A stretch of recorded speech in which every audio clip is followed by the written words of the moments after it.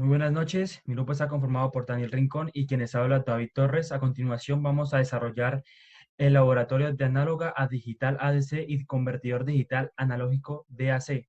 A continuación mostramos el desarrollo de la figura 4.A, el cual nos pide hallar esta resistencia total y el voltaje total que observamos acá a través de Thevenin.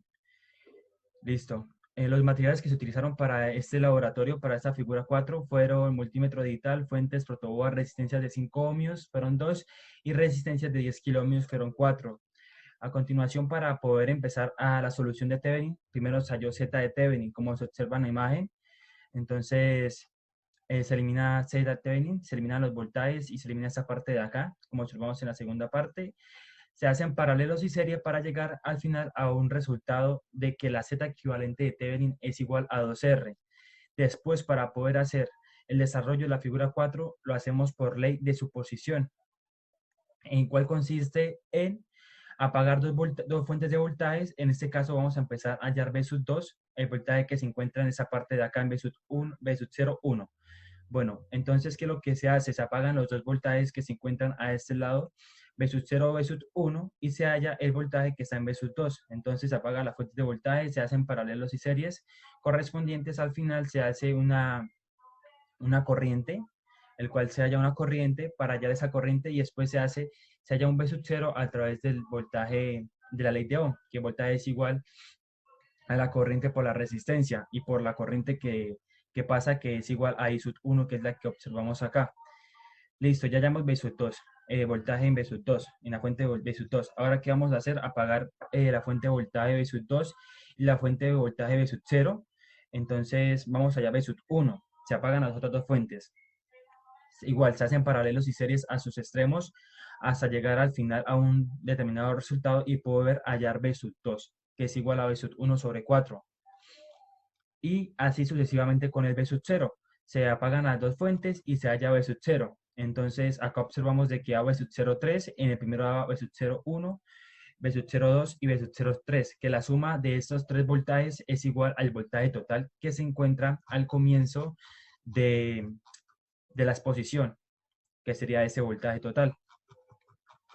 Listo, ya después se diseñó como tal esto en Proteus, en donde se hizo el método a través de la tabla que nos pedían.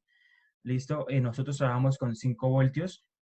Acá observamos, tenemos un voltaje de 5 voltios acá, es decir, un 1 binario, 0 en V sub 1 y 0 en V sub 2, que nos da como salida de voltaje 0.62 voltios, así sucesivamente desde los números 1 hasta el número 7 en binario. Y después se desarrolló esa simulación también en Proteus. Entonces, como podemos observar acá en la parte en Protoboard, qué pena. Como podemos observar, también se hizo por medio de Protoboard para poder hallar la tabla que expresaba este laboratorio. Entonces, igual, acá los valores aumentan de voltaje no por mucho, sino por milésimas, por decirlo así. Igual, se hallaron 7 voltajes. Y acá observamos la tabla. Esa gráfica que se muestra esa parte de acá, estos son los voltajes que llevamos en Proteus. Esta gráfica que se muestra acá es el voltaje que se halló en Protoboard. Entonces, la fórmula para hallar ese voltaje que observamos acá en Proteus y en Protoboard se usó la ley que nosotros hallábamos de Thevenin, que es el voltaje total, y se multiplicaba por 5, que es nuestro voltaje, por decirlo así, en los determinados unos. Por ejemplo, en este caso reemplazábamos V sub 2, 0 sobre 2, más V sub 1, 0 sobre 4, más V sub 1, V sub 0, que sería un 1, 0 sobre 8, por el voltaje que nosotros estamos suministrando, que sería 5 voltios. Esto nos da como resultado 0,63. Para hallar esta parte de acá es igual, pero con la misma fórmula, pero ya los voltajes variaban un poco ya como tal el prototipo montado. Y por último, para hallar el porciento diff, ¿qué se hace? Ese voltaje menos las medidas tomadas en protoboard, que sería esa parte de acá, sobre el voltaje total, que es este voltaje, por 100. Así nosotros encontramos este. Buenas noches, yo voy a explicar el convertidor análogo digital. Está compuesto por amplificadores operacional LM339, que estos ya son unos unos comparadores, ya están internamente listos para comparar las entradas. Y estos van a están conectados por esta parte con un divisor de voltaje.